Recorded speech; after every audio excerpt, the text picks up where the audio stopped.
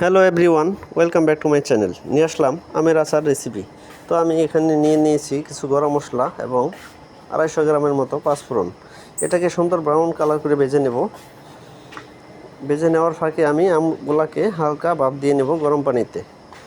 আমের আঠিগুলা কিন্তু অবশ্যই ফেলে দিতে হবে এবং এটা স্ট্যান্ডারের সাহায্যে ভাপ দেওয়ার পর পানিটাকে ফেলে দিলাম। তারপর দিয়ে দিলাম সরিষার তেল। এখানে কিছু আস্ত গরম মশলা ছেড়ে দিলাম।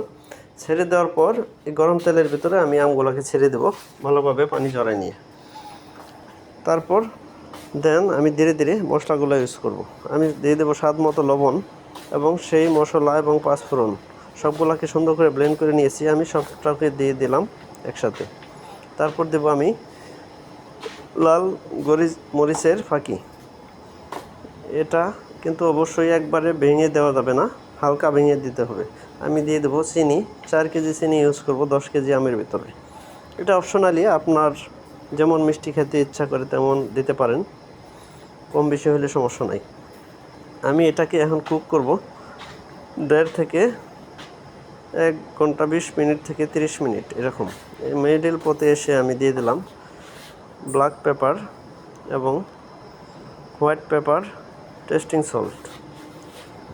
এবং আমি একটা জিনিস স্কিপ করে আসছি, সেটা হচ্ছে যে আমি ভিনেগার দিয়েছি এখানে, ভিনেগারটা স্কিপ করে আসছি। এটা অবশ্যই দেওয়ার চেষ্টা করবেন। ভিনেগারটা দিলে লং টাইম আচারটা রাখতে সাহায্য করে। আর যদি বেশি দিন না রাখতে চান, শর্টকাটে খেয়ে ফেলাবেন এরকম, তাহলে এটা স্কিপ করলেও সমস্যা নাই। দেখেন কত শর্টকাটে হয়ে গেল এত মজাদার একটা আচার এবং স্বাস্থ্যকর পরিবেশে। দেখেন কতটা ইয়ামি হয়েছে আর কতটা জুসিনেস হয়েছে।